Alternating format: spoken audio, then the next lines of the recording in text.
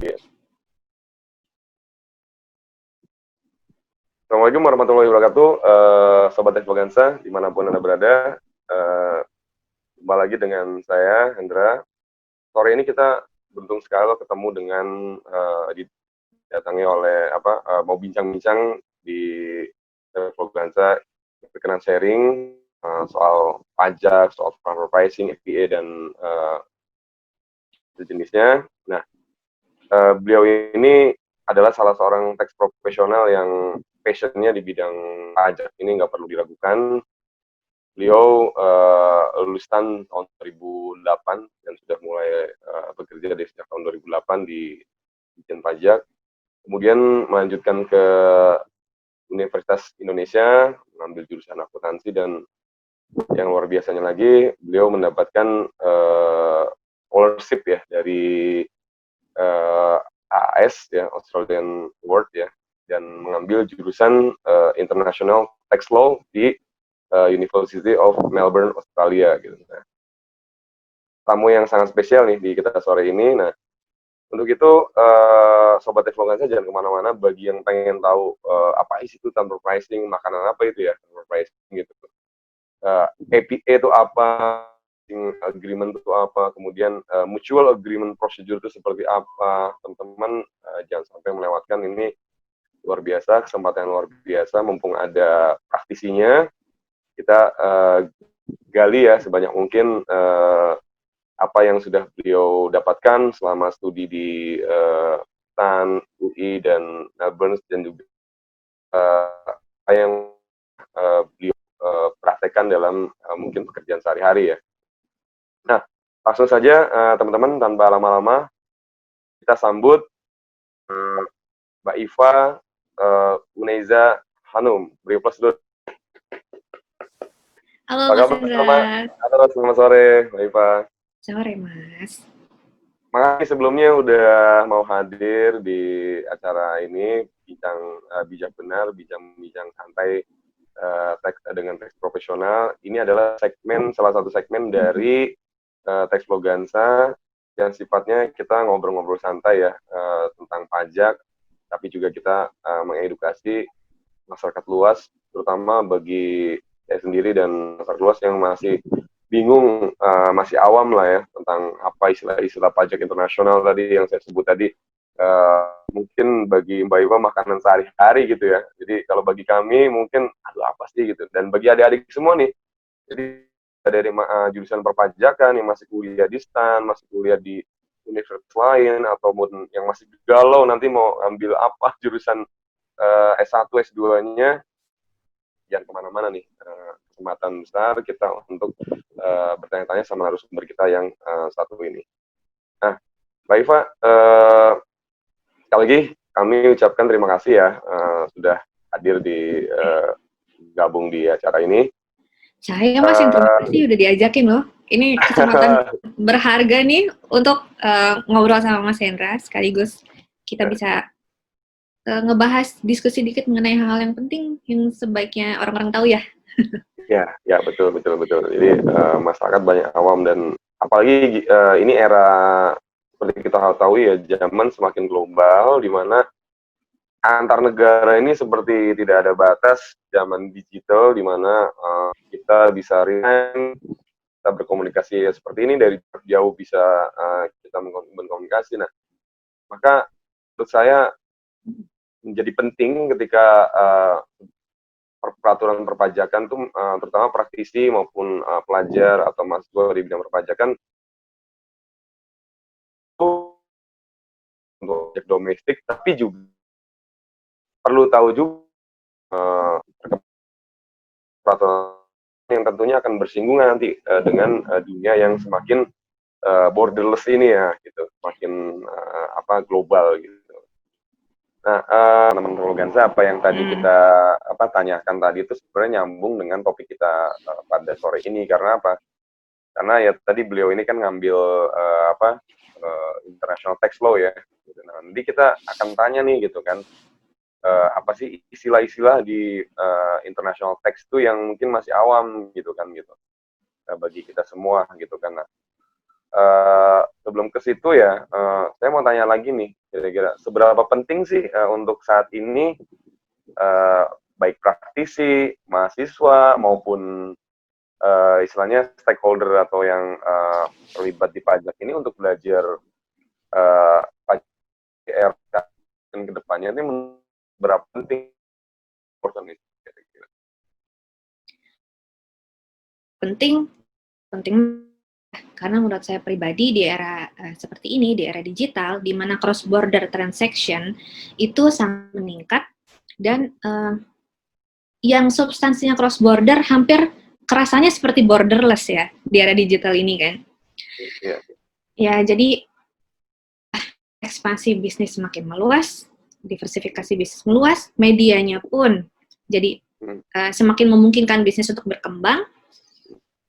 Siapapun menurut saya yang ingin bisnisnya sustain, terus berkembang, dan tahan dengan segala perkembangan zaman itu harus menguasai aspek pajaknya, karena dunia bisnis tidak bisa dipisahkan dengan perpajakan. Kemudian karena cross border transactions itu frekuensinya semakin lama semakin meningkat, berarti kemungkinan terjadinya pertemuan, pergesekan, irisan antara domestic tax law yang diterapkan yang berimbas, yang memiliki konsekuensi atas transaksi cross border tersebut antara pihak-pihak yang bertransaksi di beda jurisdiksi, itu kemungkinan akan semakin pula. Karena masing-masing jurisdiksi kan punya domestic tax law-nya sendiri ya. Nah, disinilah pentingnya kita untuk memahami international tax. Mungkin saya agak mundur ke belakang nih kalau mau ngebahas international tax dari definisi dulu. Karena mungkin ada yang belum ngeh international tax itu apa. Oh iya, betul. Ya. Apakah hukum pajak kita benar-benar bisa berlaku secara internasional? Kalau kita ngomong international tax, mungkin maknanya yang lebih tepat adalah bukan pajak yang berlaku secara internasional, karena tidak ada hukum pajak suatu negara yang legal power-nya bersifat ekstrateritorial. Pasti dia hanya memiliki legal power dalam jurisdiksi tertentu, dalam jurisdiksi tersebut. Nah, kita lebih tepat melihat ini sebagai, melihat international tax sebagai aspek internasional dari pajak. Nah, itulah aspek internasional dari pajak. Ketika domestic tax law kita beririsan dengan negara lain. Jurisdiksi di luar aspek internasionalnya. Gitu. Jadi interaksi antara domestic tax law kita dengan domestic tax law negara lain. Gitu, Mas. Iya. Nah, itu apa? Yang mungkin teman-teman masih awam ya dengan istilah, saya sendiri juga mungkin masih awam dengan istilah tadi, interaksi antara undang-undang yang pajak yang kita miliki Indonesia dengan interaksi dengan undang-undang pajak dari negara lain ya. Nah, itu mungkin yang akhirnya nanti nyerempet-nyerempet ujung-ujungnya ada namanya perjanjian apa penghindaran atau apa seperti apa gitu ya. Akhirnya fungsi P3B gitu ya, Mbak ya. Jadi contohnya aspek internasional dari pajak tersebut, misalnya irisan antara masalah eksekusi hak pemajakan. Nah, jadi misalnya nih contoh, ada dua entitas dari dua negara bertransaksi, kemudian melakukan perdagangan barang atau jasa. Tentunya di situ kan ada aliran uang yang keluar dari satu negara masuk ke negara lain sebagai sebagai imbal jasa, imbalan atas jasa atau atas barang yang diperjualbelikan di situ. Nah, sekarang di situ ada aspek pemajakan yang harus ditentukan, siapa negara mana yang berhak memajaki penghasilan tersebut. Misalnya contohnya di situ tuh, Mas. Jadi masalah objek pajaknya, kemudian masalah subjek pajaknya pun merupakan aspek internasional yang masuk ke dalam skop international tax. Nah, apabila dua negara tersebut mengeksekusi hak pemajakannya, bisa-bisa atas penghasilan yang sama itu dipajaki 2 kali. Disitulah muncul pemajakan berganda alias double taxation.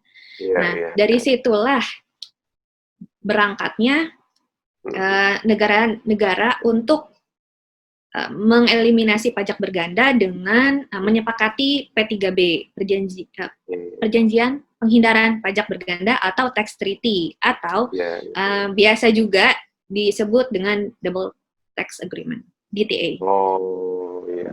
Nah, ini menarik ya.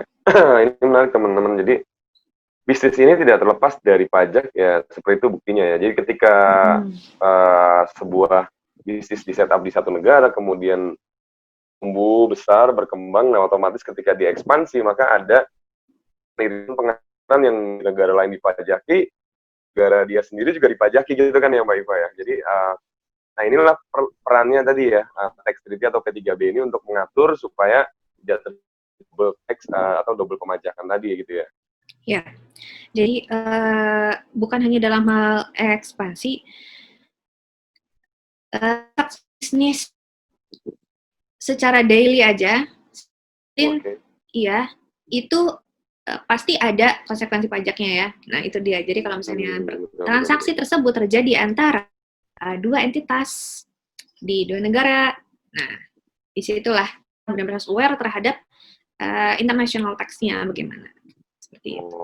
Nah, itu jadi sobat pelanggan saya. Jadi pertanyaan tadi terjawab, seberapa penting sih kita belajar pajak internasional di era saat ini ya.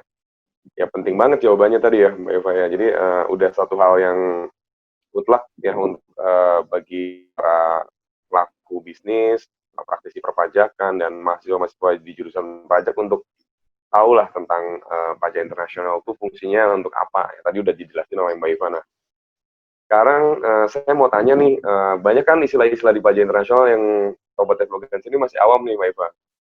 Jadi masih awam, masih contohnya tadi seperti transfer pricing nih ya gitu. Kalau saya kan sebagai orang awam gitu kan memahaminya bahwa kita kan transfer pricing itu kan harga yang diatur gitu ya. Kenapa sih kita ketika berbisnis itu kita suka saya dong, kenapa harus diatur gitu. Saya misalkan menjual barang atau produk dan jasa A, nilainya 100, kenapa kok pajak harus sekian-sekian. Nah itu kira-kira apa sih transfer pricing itu dan kenapa harus diatur gitu. Iya Mas Hendra, benar sekali. Tadi Mas Hendra sempat sebutkan bahwa transfer pricing itu kan general sebenarnya, itu kan harga transfer. Dan itu sebenarnya prerogatif perusahaannya sendiri dong, mau menentukan harga berapa. Masalahnya,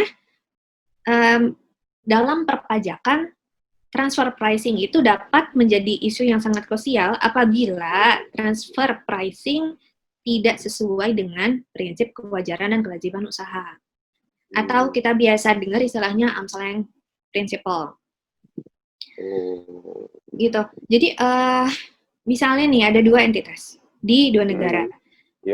Perusahaan saya dengan perusahaannya Mas Hendra bertransaksi. Saya jualan barang ke negaranya Mas Hendra. Yang disebut sesuai dengan arm's length principle adalah apa kira-kira kondisi transaksi tersebut yang disepakati dalam transaksi tersebut adalah sesuai dengan keputusan pihak-pihak lain yang bersifat independen.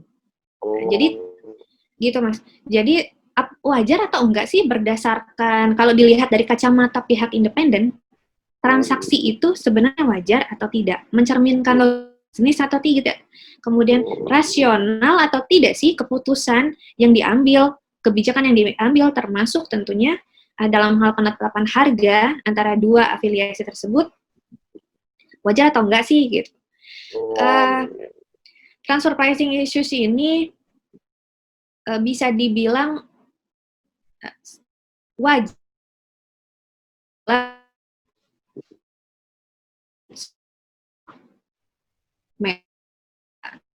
melakukan hal yang kalau tidak wajar. Ini ngomong-ngomong udah sebutkan kan ya bahwa transfer pricing adalah antara dua pihak afiliasi atau belum? Belum ya, Mas? Lewat ya? Belum. Nggak Belum. apa-apa. Mau di elaborasi lagi nggak apa-apa gitu. Nggak apa ya. Nggak apa-apa. Oh, Ya diminum dulu Mbak Iva, kopinya nggak apa-apa. kita makasih. kita diskusi santai aja. Ya udah. Yang Jadi, penting jadi Sobat Development saya jadi ada sedikit gambaran tuh tadi. Silakan Mbak Iva dilanjutin. jadi transfer pricing yang menjadi isu itu terutama apabila antara dua pihak afiliasi, nah, melakukan transaksi, namun kesepakatannya, kondisinya, dan tentunya harga transfer yang disepakati dalam transaksi tersebut tidak mencerminkan prinsip kewajaran dan kelaziman usaha. Jadi, kalau pihak independen yang bertransaksi nggak akan mau tuh, misalnya engage di transaksi seperti itu dengan harga yang ditetapkan, kira-kira mereka mau nggak? Kalau misalnya mereka mau, bisa dibilang wajar sebanding berarti nggak ada isu. Misalnya kalau nggak wajar, nah isunya muncul. Kenapa otoritas pajak kok kayaknya benar-benar melihat ini sebagai hal yang harus disorot banget ya, gitu. Terutama dalam audit, dalam pemeriksaan. Karena sebenarnya transfer pricing disinyalir, bukan berarti namun disinyalir gunakan dalam anggaran tax avoidance gitu. Caranya gimana dengan harga tersebut? Kita kan tahu ya, profit perusahaan dan profit perusahaan itu ada pengenaan pajak. Berarti kalau di sini nih levelnya kalau profit perusahaan berarti PPh badan ya. Iya, betul. Ya, konsekuensi pajaknya adalah mempengaruhi PPh badan. Betul. Harga mempengaruhi pajak ya. Benar, harga mempengaruhi profit mempengaruhi PPh yang harusnya dibayar. Nah, kalau misalnya suatu grup usaha yang perusahaannya tersebar di beberapa jurisdiction ingin nih menghemat pajak yang keluar secara grup, maka salah satu cara yang disinyalir dapat dilakukan oleh perusahaan tersebut, oleh grup tersebut adalah mengatur sedemikian rupa transaksi di antara afiliasinya agar perusahaan yang berada di low tax jurisdiction itu profitnya lebih tinggi, kemudian yang ada di high tax jurisdictions itu profitnya lebih rendah. Nanti ketika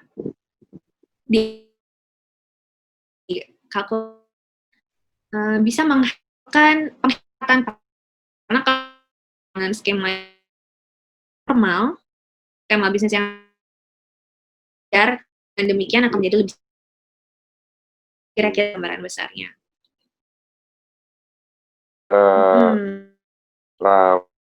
National company itu yang apa namanya gitu ya, cenderung untuk mengatur profitnya itu dengan yang tarif Mbak Iva ya. Mending yang lebih rendah tarif negara-negara yang bertarif tinggi gini. Oleh pajak atau ini itu juga udah diatur. Iya, tentu. Seperti apa nih pengatur di transfer pricing Indonesia tercantum nih di PPh pasal 18 ya. Jadi undang-undang PPh yang sebagaimana diubah terakhir Undang Nomor 36 tahun pasal 18 ayat 3 sudah menegaskan bahwa pihak afiliasi itu latih prinsip ajaran kerajaan, maka direktur dapat penghasilan dan pengurangan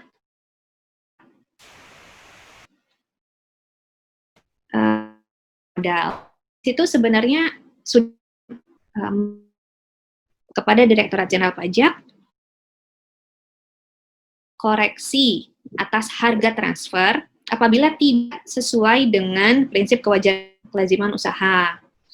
Nah, pihak-pihak bertransaksi yang menjadi salah satu gimana ya? Maka DJP akan dapat melakukan koreksi apabila terdapat hubungan istimewa di antara pihak-pihak bertransaksi. Nah, hubungan istimewanya pun ada di 18 ayat 4 Undang-Undang PPH. Jadi misalnya mau dilihat lebih jelas. Jadi hubungan istimewa itu apa? Yang saksi antara hubungan istimewa kemudian pasti diaudit? Belum tentu. Kita lihat dulu apakah dia masuk ke dalam untuk diaudit, kemudian apabila memang sudah sesuai dengan KKU berarti nggak ada masalah, intinya kan seperti itu. Kemudian apakah transfer pricing ini akan menjadi isu hanya apabila negara yang menjadi asal pihak-pihak yang bertransaksi ada di dan halnya dia yang lebih tinggi tarif akan bisa jadikan fokus untuk pricing.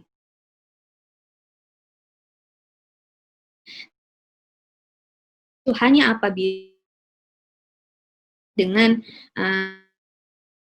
tax jurisdiction, tidak. Kita nggak fokus ke tax rate kantor, bukan itu ya. Beratkan bukan di situ. Ini transfer pricing dulu awal kita cerita Indonesia ya, itu sebenarnya tahun 2000 itu Dirjen Pajak 3 tahun 2010. Waktu itu baru setingkat PR. Namun sebenarnya dari pasal 18 ayat 3 kemudian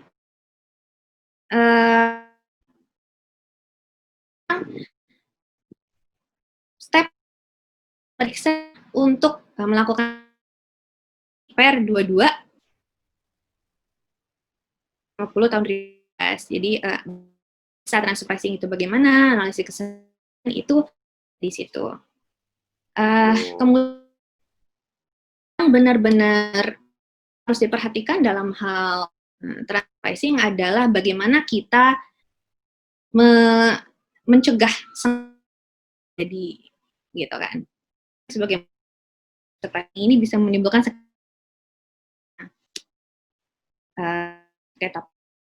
bila ekspektasinya, asesmennya tidak sesuai di pajak. Nah, gimana caranya untuk meminimalisir kemungkinan terjadinya sengketa? Bisa tuh dengan menempuh prosedur namanya Advanced Pricing Agreement. Oh, itu ya. APA, iya. Itu. Sekarang udah keluar ya aturan APA itu udah bisa ya wajib pajak mengajukan APA itu ya. Iya Mas, sebenarnya udah bisa dari dulu sih. Udah bisa dari dulu ya sebetulnya. Advanced Pricing Agreement itu ada di PMK 7 tahun 2015. Nah, sekarang sudah keluar aturan barunya, baru aja di Maret 2020, yaitu di PMK 22. Sorry, salah ngomong. PMK 22 tahun 2020. Aturan lamanya PMK 7 tahun 2016.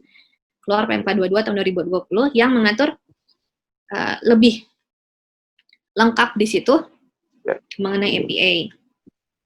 Nah, tadi Mbak Eva bilang APA itu ya, Advanced Pricing Agreement itu kira-kira tujuannya tadi untuk apa sih ya gitu ya, dan itu kira-kira bagi wajib pajak itu bisa berlaku berapa lama gitu, maksudnya kalau udah APA itu apa terus-terusan bisa dipakai harga transfernya atau bagaimana gitu, boleh dijelaskan? Oke Mas, jadi Advanced Pricing Agreement Itu persetujuan harga transfer di awal secara advance. Di awal ya. Gitu. Jadi dia berfungsi memang untuk prevent the dispute to happen sebelum dispute terjadi, dia dicegah.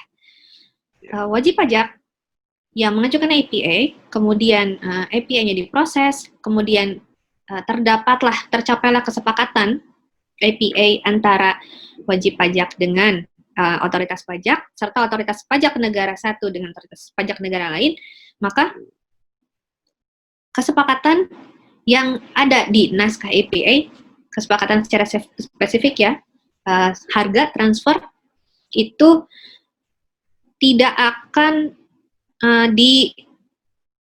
menjadi objek yang dikoreksi oleh auditor, baik di negara kita dalam hal ini di Indonesia ataupun di negara mitra, gitu Mas. Ya. Iya, jadi dengan adanya APA di situ kesepakatan akan dihormati, dijunjung tinggi oleh kedua otoritas pajak. Tapi dengan catatan, ada catatannya nih, bahwa berlakunya selama masa tertentu yang disepakati, dalam hal ini 5 tahun, kemudian bisa juga diajukan 1 kali untuk melakukan kembali melakukan kembali APA, proses APA itu bisa diajukan 1 kali setelah masa 5 tahun itu berakhir. Nah, syaratnya pun critical assumption yang sudah disepakati di naskah APA itu tidak berubah. Nah, itu tidak berubah. Jadi kondisinya, kemudian critical assumption-nya tidak sama, itu tidak berubah. Nah, tahu dari mana sih tidak berubah? Kan ada tahunan wajib mengajukan APA dan APA-nya disepakati bersama gitu. Gimana sih kalau misalnya critical assumption yang berubah atau wajib apply dengan ketentuan laporan tahunan ini terkait APA? Itu APA-nya bisa dibatalkan gitu. Worst scenario-nya adalah bisa dibatalkan kesepakatan tersebut. Nah, otoritas pajak ini kan bersifat mengikat ya, naskah APA sudah disepakati oleh kedua otoritas pajak. Jadi, bagian dari otoritas pajak pun harus menghormati kesepakatan yang sudah dicapai. Artinya, apabila ada audit dilakukan terhadap entitas tersebut, bagian pokok-pokok hal tertentu, hal spesifik maksud saya, yang ada di naskah APA tidak boleh diaudit. Hal di luar itu bisa tentunya. Jadi misalnya tahun pajak 2020 diajukan APA, kemudian sudah tercapai kesepakatan mengenai harga transfernya, kemudian critical assumption tidak berubah, wajib pajak comply terhadap laporan tahunannya. Kemudian di tahun 2022 maksud saya, diaudit oleh auditor. Hal-hal lain di luar naskah APA bisa dikoreksi, namun yang tercantum di naskah APA tidak gitu. Jadi itulah fungsi pencegahan sengketa di APA itu maksudnya begitu dalam koridor tersebut. Tujuannya seperti itu ya. Jadi sebelum transaksinya ini terjadi, jadi misalnya gini, tahun pajak saat ini kan misalnya tahun pajak 2020 ya Mbak Iva ya. Berarti diajukan tahun sebelumnya atau boleh pada saat tahun berjalan pengajuan APA tersebut? Diajukan dalam jangka waktu 12 sampai 6 bulan sebelum tahun pajak yang akan diajukan APA dimulai. Berarti berarti kalau tahun 2021 ya baru bisa untuk diajukan saat ini gitu kan ya? Iya. Dan juga bisa mencakup rollback. Jadi PMK 22 tahun 2020 ini mencakup rollback APA provision juga tuh. Jadi ada ketentuan rollback. Jadi wajib pajak bisa mengajukan APA atas tahun yang sudah lewat, gitu. Tapi harus mengajukan untuk tahun yang akan datang juga. Jadi nggak bisa yang semuanya udah lewat tentu, karena ini namanya advance pricing agreement kan. Iya. Gitu. Dengan syarat tertentu tentunya ya. Berangkat lagi sih ke critical assumption dan kondisi transaksi sama, tidak berubah. Kurang lebih begitu. Wah, ini jadi pengetahuan nih buat teman-teman semua ya, Sobat Evoganza ya. Mungkin selama ini hanya dengar istilah APA kulitnya aja, sekarang lebih dalam sedikit tentang prosedurnya tadi ya, cara pengajuannya, bahwa ternyata APA juga bisa untuk diajukan tahun sebelumnya, cuma harus rollback dan ada nyambung dengan tahun selanjutnya gitu kan ya. Jadi harus ini juga untuk critical assumption yang tentunya sama gitu. Poin mana yang mau diinikan gitu, mau diajukan APA tadi ya. Transaksi yang mana gitu kan maksudnya ya Mbak Iva ya. Transaksi yang mana yang mau diajukan APA. Transaksi apa, kemudian wajib pajaknya mana, kemudian metode transfer pricing-nya. Ya, jadi misalnya mau menggunakan cost plus kah atau TNMM kah atau apa. Nah, jadi itu merupakan hal-hal yang akan dicakup tuh di APA. Jadi APA ini istilahnya bukan berlaku untuk semua jenis transaksi yang ada di katakanlah di dalam satu entitas ya wajib pajak, tapi hanya satu yang mana nih yang mau diajuin, misalnya kayak transaksi atas royalti atau atas dividen atau bunga atau apa gitu ya, pokoknya yang menjadi isunya aja apa yang mau di APA-kan gitu kan ya. Betul. Nah, APA ini sebenarnya penyelesaiannya juga dengan prosedur MAP. Jadi MAP maksudnya perundingan MAP antara dua negara. Jadi nanti gitu. Jadi bukan DJP sendiri yang menentukan ya gitu ya. Iya, betul. Jadi APA diselesaikan dengan prosedur MAP. Oh gitu. Inilah yang kita baru tahu ya, Sobat Infoganza ya. Mungkin yang bagi masyarakat tahunya kan kalau Advance Pricing Agreement DJP yang mutlak menentukan atau Otoritas Pajak Indonesia menentukan sepenuhnya harga keseluruhannya, tapi ternyata melibatkan juga proses yang sebutkan kita di awal tadi MAP tadi ya, Mutual Agreement Procedure. Nah, terkait ngomong agreement procedure tadi, wajib pajak itu mengajukannya kemana ya, ke KPP, ke Kanwil atau ke kantor pusat sih gitu, yang mungkin teman-teman Sobat Evoganza masih bertanya-tanya nih gitu. Iya. Jadi untuk pengajuan Mutual Agreement Procedure itu diajukan ke Direktur Jenderal Pajak, namun lewat KPP, gitu Mas. Iya. Dia pengajuannya lengkap ada di PMK 49 tahun 2019, termasuk silakan juga. Aja ya.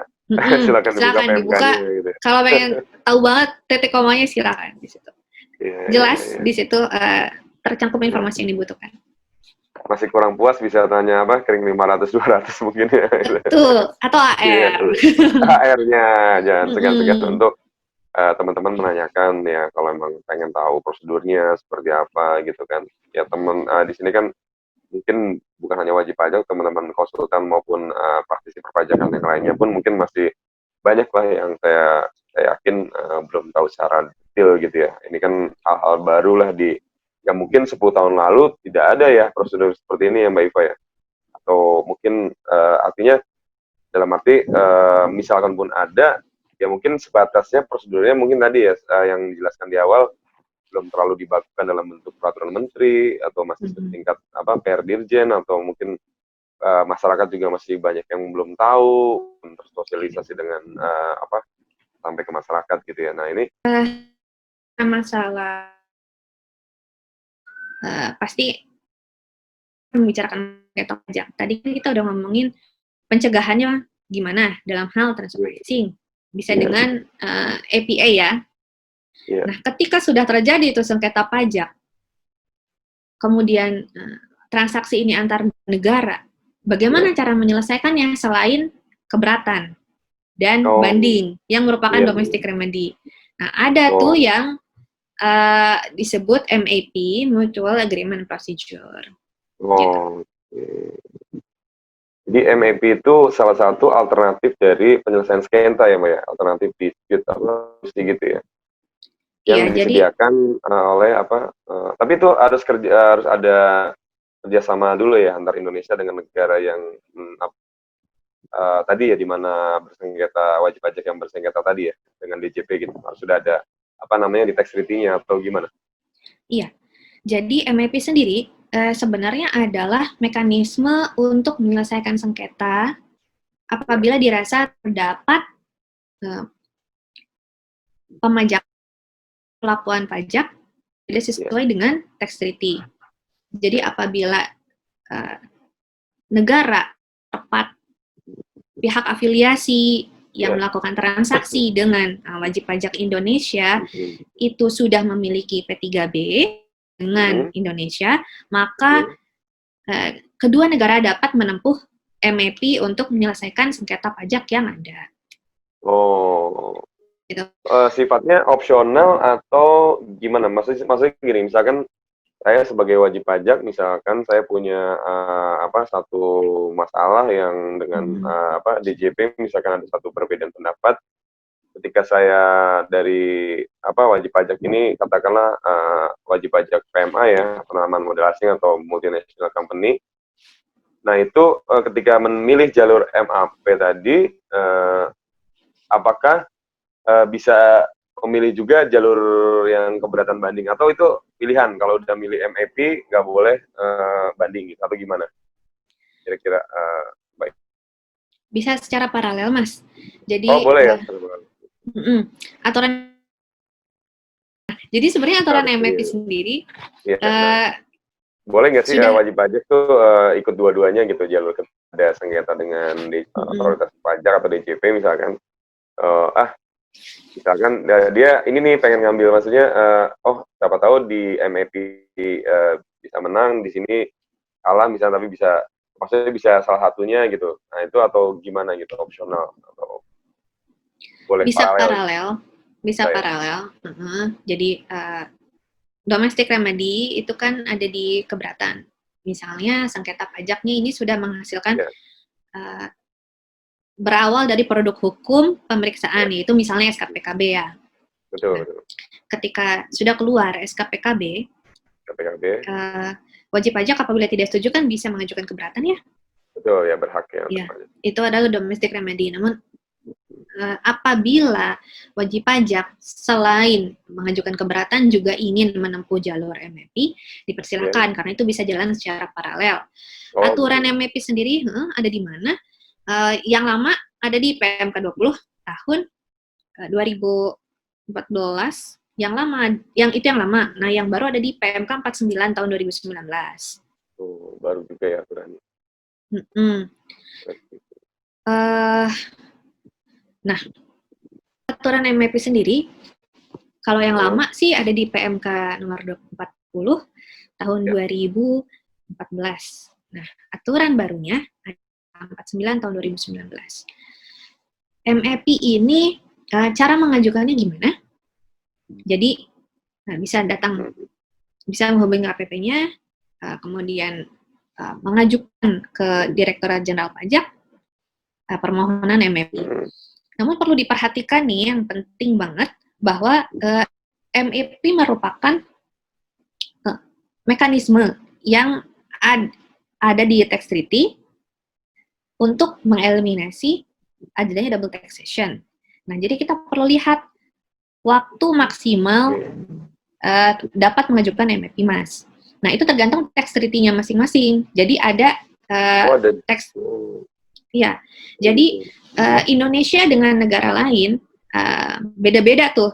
Ada dalam waktu misalnya 2 tahun atau 3 tahun. Nah, di luar waktu tersebut, maka tidak bisa menunjukkan MAP.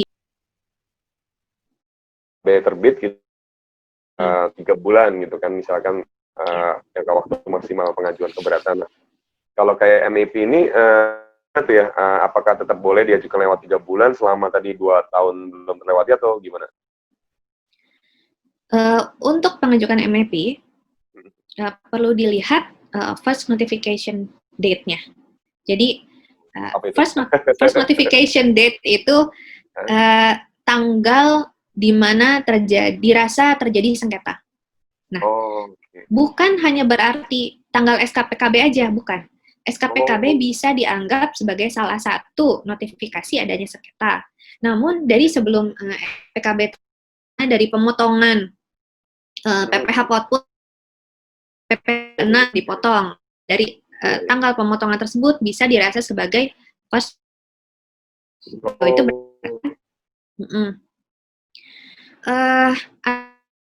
harus keluar SKPKB gitu ya atau bagaimana?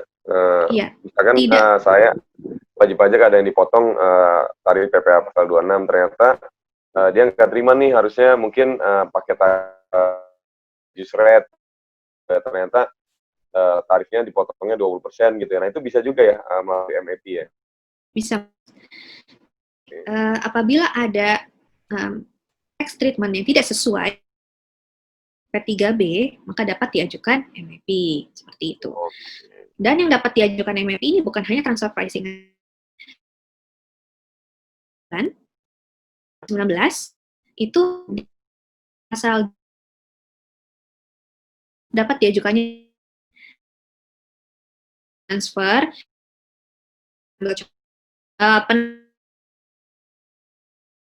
atas badan usaha tetap atau permanent establishment.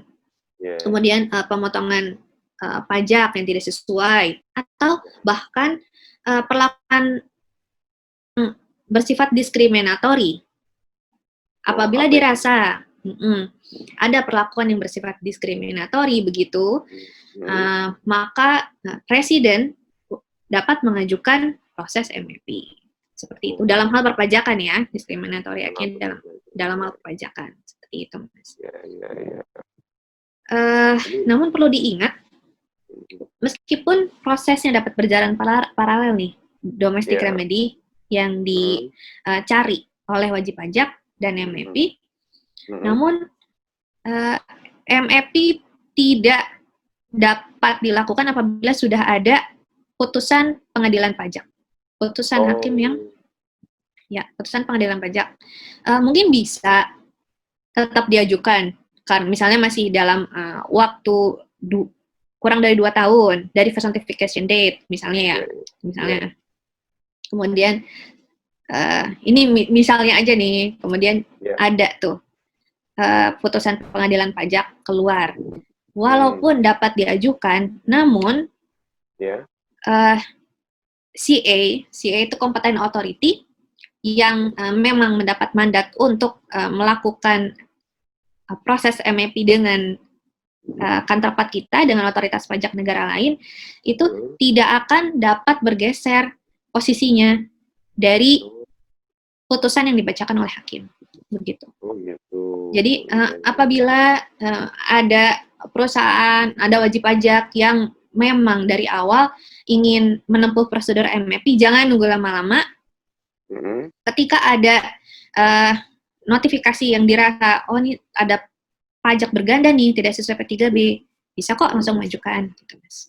Oh gitu, ya. Jadi dan itu pun harus seperti sebuah pilihan ya pada akhirnya ketika kalau mau ngajin paralel, ketika putusan pengadilannya sudah sudah terbit, maka CA sana atau otoritas pajak sana mungkin tidak akan mempertimbangkan keluar dari koridor yang putusan pengadilan di Indonesia gitu ya, atau bagaimana Pak? Pihak kita yang tidak akan dapat bergeser dari posisi dari posisi yang dibacakan oleh hakim, dari putusan hakim.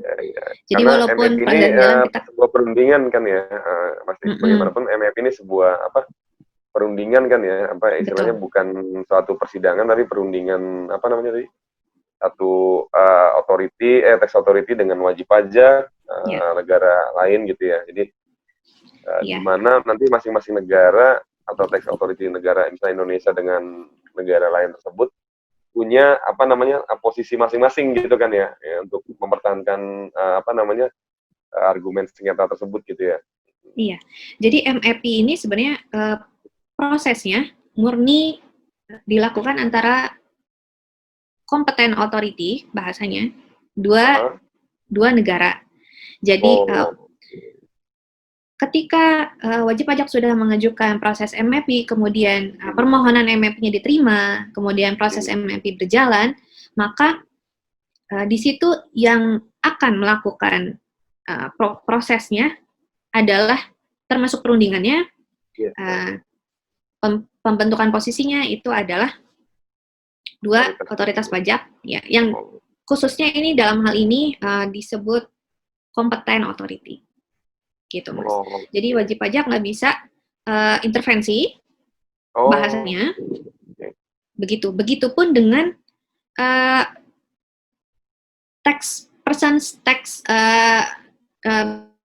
pegawai pajak. Nah, pegawai pajak di luar competent authority itu juga nggak bisa. Jadi bukan hanya wajib pajak yang nggak bisa intervensi atau ya, nimbrung gitu, nimbrung dalam proses tersebut. Tidak. Dari pihak DJP sendiri atau dari pihak otoritas pajak negara lain manapun tidak bisa apabila dia di luar authority dan tim competent authority gitu maksudnya. Apakah berarti nggak boleh tanya-tanya? Oh boleh tentunya. Jadi misalnya wajib pajak nih dari Indonesia, terus dia udah mengajukan MAP, kemudian proses MAP ini kan panjang. Sampai di mana sih gitu ya? Ini kok kayaknya nggak kelar-kelar gitu ya? Gitu. Bisa gitu. Boleh kotanya boleh, tapi nggak akan diajakin untuk perundingan tadi ya? Gitu enggak. Namun kita berarti wajib pajaknya pasif ya berarti ya kalau dalam hal MAP itu ya Mbak? Dibilang pasif ya enggak ya, Mas? Enggak ya? Enggak, ya. Jadi kita tentu akan berkomunikasi dengan wajib pajak. Juga dengan misalnya nih dalam hal SKPKB yang diajukan MAP ya. Juga dengan pemeriksanya, juga dengan KPP-nya. Nanti CA team, Competent Authority Team yang melaksanakan proses MAP akan membangun komunikasi dengan pihak-pihak terkait tersebut. Kemudian kita akan membahas dari awal, melakukan analisis. Kemudian kami juga akan meminta tentunya untuk pelaksanaan MAP tersebut, dokumen yang diperlukan, ya bukti, segala macam, bahkan melakukan visit. Karena dalam, ini kan masalah tax base negara kita ya. Karena nanti dalam perundingan, misalnya contohnya transfer pricing. Dalam perundingan nanti akan disepakati harga transfer antara dua negara yang mempengaruhi tax base. Jadi ini benar-benar harus kita look through banget transaksinya, kita lakukan dengan teliti, due diligence harus dijaga, komunikasi dengan semua pihak harus dijaga, kita menentukan posisi. Nah, saat perundingan kita ketemu dengan si mitra, kita melakukan perundingan itu tidak jarang pulang dengan posisi yang belum disepakati gitu. Makanya kenapa kok lama ya? Karena ini kan melibatkan dua negara, dua competent authority yang benar-benar memang aiming untuk mengeliminasi pajak berganda, namun tentunya dengan memperhatikan kaidah yang benar, prinsip perpajakan yang benar, prinsip transparansi deh misalnya ya. Jadi analisisnya juga harus sesuai gitu. Enggak yang asal rundingan aja kemudian ayo kita tentukan posisi ini kan enggak ya. Jadi semua itu ada dasarnya. Kemudian atau kalau ini kan bagi orang yang awam nih kira-kira gimana kalau misalkan yang masih benar-benar dari basic banget pengen kayak Mbak Iva inilah jadi tahu tentang banyak hal tentang pajak internasional, ingin berkecimpung di perpajakan internasional. Kira-kira caranya gimana nih untuk mulai belajarnya dari mana dulu nih, biar teman-teman nggak tersesat di dalam hutan lah ibaratnya gitu. Iya. Kalau saya dulu mulai belajar international tax itu saya baca dari buku literatur international tax. Ini sebut merek buku nggak apa-apa ya Mas? Salah satu buku yang saya suka, yang memberikan dasar pemahaman awal kepada saya mengenai international tax itu buku berjudul International Tax Primer. Saya masih ingat banget dari Brian J. Arnold. Jadi dari situlah. Kemudian jurnal-jurnal juga banyak mengenai international tax. Namun jurnal itu kan membahas hal yang spesifik. Jadi dia bersifat membahas suatu topik tertentu, membahas suatu topik tertentu, kemudian digali lebih dalam. Nah, jadi kalau misalnya mau tahu dulu gimana sih gambaran besarnya, big picture-nya, Sebaiknya sih dari literatur buku. Gitu menurut saya. Nah, nanti pembahasan international text itu apa aja? Kan gitu kan sekarang nanyanya. Jadi biasanya yang diajarin, yang dibaca di buku itu apa aja sih topiknya? Topiknya nih diantaranya adalah pertama tentunya konsep pajak internasional itu apa, kemudian negara sumber, negara residen dibahas di situ, kemudian prinsip source versus prinsip residen ceritanya. Nah, terus dibahas juga mengenai tax treaty, konsep transfer pricing, dan tax avoidance. Skema-skema tax avoidance lain juga dibahas, gitu Mas. Jadi secara umum sih big picture-nya tuh itu. Ketika kita beli, kita akan mengharapkan membaca topik-topik tersebut di dalamnya, gitu sih. Kalau saya dulu belajarnya dari situ dulu. Jadi tahu dulu big picture-nya apa, kemudian baru masuk perlahan-lahan ke masing-masing topik secara lebih mendalam. Wah, luar biasa nih, banyak banget sebenarnya yang bisa digali dari Mbak Iva ini ya. Cuma berhubung waktu kita yang membatasi ya, ternyata nggak berasa nih udah hampir 1 jam bincang-bincang kita pada sore hari ini ya. Kita kali insight-insight yang Sobat Epogan saya dapatkan tadi ya, seperti transfer pricing itu apa, account pricing agreement itu apa, kemudian MAP pun apa gitu. Kita paling enggak jadi lebih tahu nih sama masyarakat luas ya Indonesia, dan khususnya para praktisi perpajakan dan juga mahasiswa-mahasiswa yang sedang belajar perpajakan. Mudah-mudahan lebih terinspirasi nih untuk lebih mendalami, wah ternyata ada nih profesi-profesi yang memang sekarang ini menekuni bidang-bidang tersebut ya. Ini contohnya beliau ini, Mbak Iva ini yang saat ini memang menjadi tenaga international tech analyst di JP, dan beliau bergelut sehari-hari dalam bidang praktisi pajak internasional. Mungkin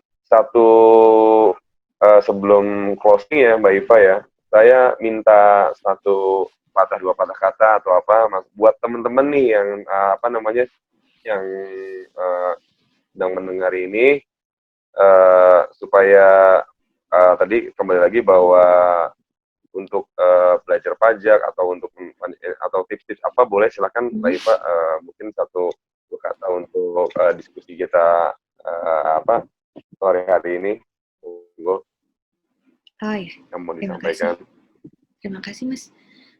Jadi untuk viewer semua yang melihat, kemudian masih bingung nih sebenarnya passionnya di mana, coba dicari. Jadi kalau misalnya kita tuh masih bingung tuh menentukan jurusan studi kita mau apa, jangan terus pasrah. Karena passion itu sebenarnya cuma salah satu hal yang mendukung kesuksesan. Nah, passion nggak akan ketemu. Kalau misalnya nggak dicari, ini sebenarnya jadi kayak ini ya, jadi kayak mencari ilham. Nah, begitulah. Kita kenali, kenali dulu diri kita. Jangan lelah mencari.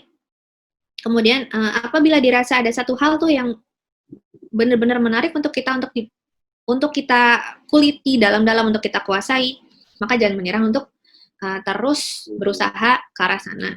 Cari informasi sebanyak-banyaknya, betul.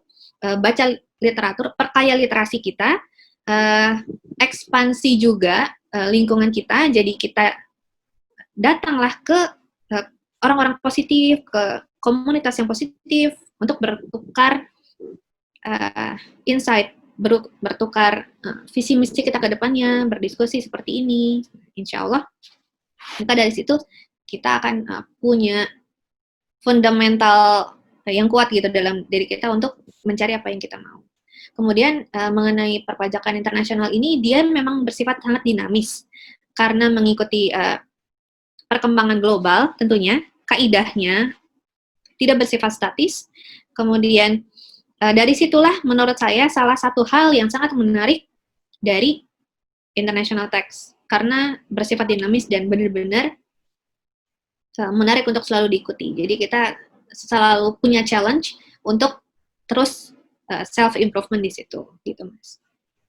Oke, Mbak Eva sebelum closing nih ya, mungkin dari diskusi kita pada sore ini tadi kita banyak mendapatkan pencerahan nih tentang transfer pricing gitu kan, tentang APA dan MA. Ternyata setelah saya simpulkan, saya tarik benang merahnya, ternyata ada korelasinya gitu. Kayak transfer pricing tadi saya contohkan bahwa Mbak Iva contohkan bahwa ya pasti namanya bukan ilmu eksak, pasti ada aja dispute kan. Nah, cara mencegahnya atau meminimalisirnya dengan APA dan MAP. Nah, monggo Mbak, mungkin ada yang mau disampaikan lagi terkait dengan transfer pricing, APA dan MAP tadi. Monggo.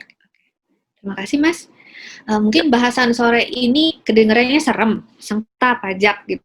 Padahal percayalah sebenarnya sengketa pajak itu tidak hanya terjadi di Indonesia, di jurisdiction manapun ketika terjadi perbedaan persepsi antara wajib pajak dengan otoritas pajak atau antara otoritas pajak satu negara dengan negara lain, maka disitulah timbul sengketa pajak. Dan saya yakin seluruh jurisdiksi yang ada berusaha untuk seefektif mungkin, seefisien mungkin memberikan prosedur, memfasilitasi dan menyelesaikan sengketa pajak yang ada. Nah, di Indonesia, ini kalau boleh saya sedikit resume sedikit, pencegahan sengketa pajak dalam hal transfer pricing dapat dilakukan dengan advance pricing agreement. Nah, sedangkan untuk settlement, untuk resolve sengketa pajak yang sudah ada, tidak hanya mengenai transfer pricing, tapi juga mengenai perlakuan perpajakan yang mungkin tidak sesuai dengan P3B itu bisa melalui mekanisme mutual agreement procedure. Mengenai hal ini, untuk lebih lengkapnya bisa dilihat di www.pajak.co.id, APA MAP, di situ ada informasi secara umum mengenai APA dan MAP, kemudian juga di situ ada statistik DJP dalam penyelesaian sengketa ini. Gitu, Mas. Jadi sebenarnya kami DJP, otoritas pajak, tidak hanya di Indonesia tapi dimanapun berusaha sebenarnya semaksimal mungkin, seoptimal mungkin untuk meminimalisir dan menyelesaikan sengketa pajak yang timbul untuk kebaikan kita bersama, for the interest of Indonesia gitu, Mas. Oh iya. Dan semua informasi tersebut sebenarnya Badan Logansa bisa juga mengakses ya, sudah terbuka di www.pajak.co.id ya gitu, informasi-informasi tersebut, atau di layanan DJP ya kalau ingin tahu lebih detail gitu ya. Iya. Hal tersebut. Kering pajak. Bisa telepon kering pajak. Oke, Sobat Evogansa, demikian Sobat Evogansa perbincangan kita kali ini ya dengan narasumber kita yang hari ini yang sangat luar biasa, memberikan kita informasi, edukasi tentang pajak internasional itu apa sih, dari yang tadinya awam mungkin lebih bisa ya nambah-nambah informasi, bisa lebih tahu, dan mungkin bisa lebih tertarik gitu untuk belajar tentang tidak hanya pajak domestik tapi juga pajak internasional yang tadinya nggak ada minat, atau mahasiswa tadi yang masih galau tuh mau menentuin jurusan apa ya kan di kampusnya. Dengan tadi Mbak Iva cerita mungkin bisa inspiratif, ternyata ada terdapat inspirasi, ternyata oh menarik juga ya dunia pajak internasional yang sifatnya tadi dinamis ya, yang terus kalau kita gali nih, kita itu mungkin nggak ada habisnya gitu ya, sampai jam 8 malam kali Mbak Iva ya. Nah, tapi jangan khawatir Sobat Evogansa, bagi yang pengen berkomunikasi dengan Mbak Iva langsung, tanya-tanya, berkenan nggak Mbak Iva saya cantumkan IG-nya di link deskripsi saya? Nggak apa-apa ya? Boleh? Boleh. Barangkali ada Sobat Evogansa yang minta dalam arti minta inspirasi, tanya jurusan apa, atau kebetulan Mbak Iva ini orangnya ini welcome untuk sharing-sharing tentang apalagi khususnya tentang perkuliahan, tentang perpajakan, informasi. Monggo silakan di kontak IG-nya, nanti ada di link deskripsi. Saya sekali lagi atas nama channel Tes Logansa, saya mengucapkan banyak-banyak terima kasih. Thanks a lot Mbak Iva atas kehadirannya. Thanks a lot udah sharing-sharing ke kita semua apa itu pajak internasional ternyata menarik dan istilahnya tidak apa ya, tidak boring juga gitu. Ternyata banyak hal yang masih bisa digali dan dikaji, apalagi bagi yang ingin belajar lebih dalam itu masih banyak tuh area-area tadi, transfer pricing, advance agreement, MAP dan lainnya, itu bisa jadi area-area penelitian yang mungkin bagi teman-teman yang ingin meneliti area-area tersebut juga kan gitu. Nah, itu salah satu apa namanya, insight kita di sore hari ini. Terima kasih sekali lagi, sampai jumpa kembali. Assalamualaikum warahmatullahi wabarakatuh. Selamat sore. Jangan lupa subscribe untuk mendapatkan informasi-informasi tentang perpajakan terkini ya.